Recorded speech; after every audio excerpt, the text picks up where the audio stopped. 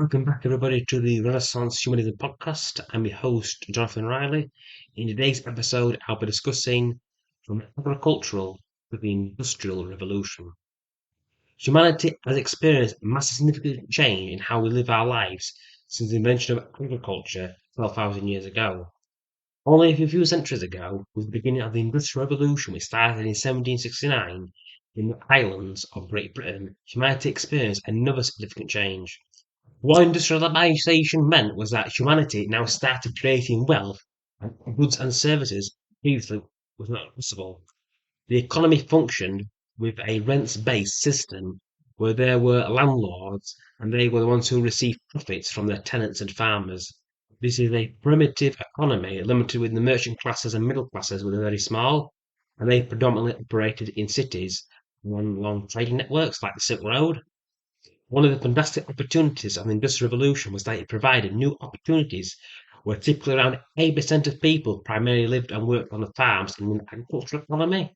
Industrialization freed people from the farms and them to survive by the seasons. That's why in the United Kingdom we went from 80% of people living on farms in the agricultural economy in 1800 to 2.9% of people working in the agricultural sector today in 2023.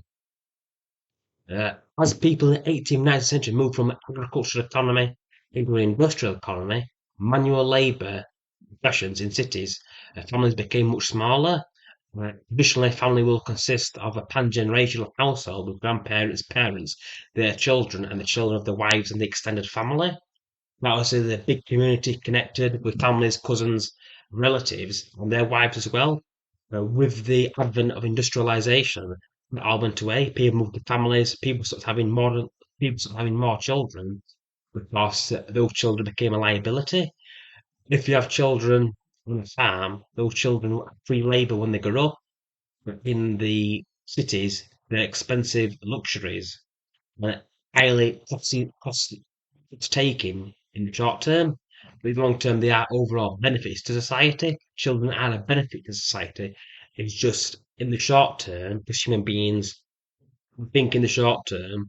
If I were to say to you, if you wait a month or a week, I'll give you 50 quid or $50, or I can give you $10 or £10 today.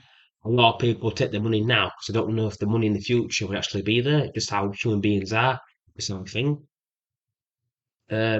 Manual labour became more important due to industrialisation, and also because of industrialisation, the birth rate came down. For example, at the moment, for India, its birth rate is hovering around 2.1%. That's just at replacement levels. It's expected to actually go lower than that. China's birth rate has been low for decades due to its starting industrialization, modernization in the 1980s, in 1980 specifically. From the 1980s, because of that, people moved to cities, moved to urban areas to stop having children. And also because it's believed that China has at least 100 million women, lack of women, I should say, lacks women as well due to the one child policy, which also exacerbated the situation, made it even worse for China as well. And that's why he's got a problem with there's not enough babies as well being born in China. That's another issue. Um, Industrializing the economy also focused on capitalism over the previous aristocratic based land based economic system, where the wealth was always dictated by those who controlled the lands, and the wealth was created from a rent based system, tenants living in landlord's property.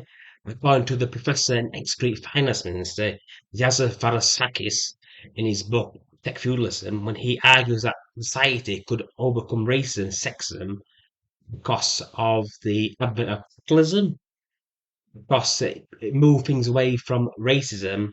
Because if you're going to run a business, you don't give a damn about someone's skin color or class. What you care about, are they valuable? Are they valuable to me?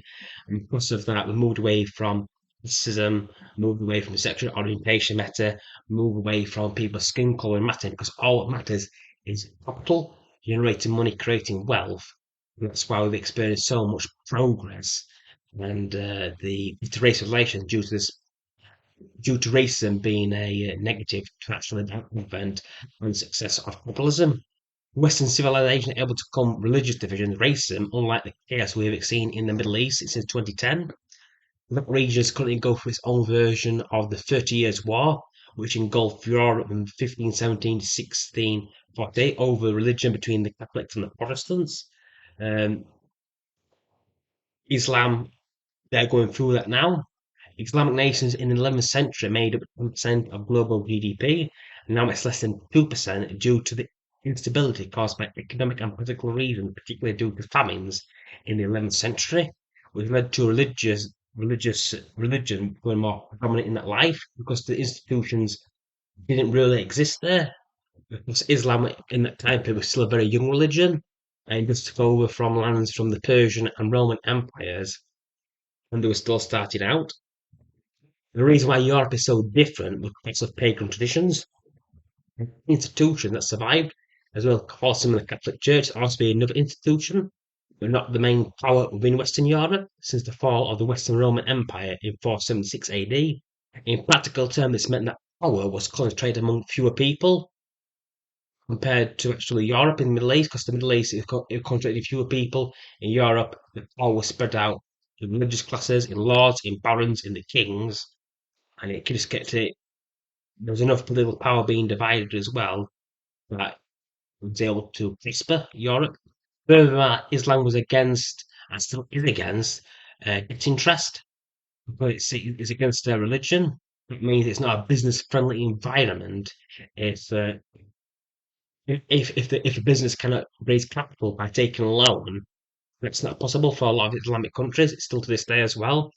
Because this is incredibly ironic because the Prophet Muhammad himself was a merchant and a businessman or business person before he became a religious leader of Islam, as well as being a warlord.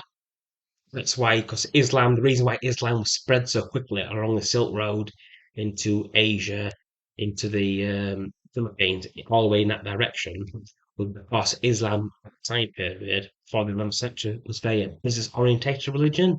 It was very pro business, and that's why it was originally it spread so fast as well. Because people don't just believe in faiths for faith reasons; they also believe for practical reasons. Also, Islam was used to be very pro-business, but because of anti-business practices, such as businesses can't raise capital, and also that the business owner has to divide up their actual business upon their deaths, that means there's no incentives to develop a business and make that business generational. Again, that's why it's harmed GDP, and that's why for over 1,000 years, Islam, in terms of gross domestic product, hasn't grown within 1,000 years.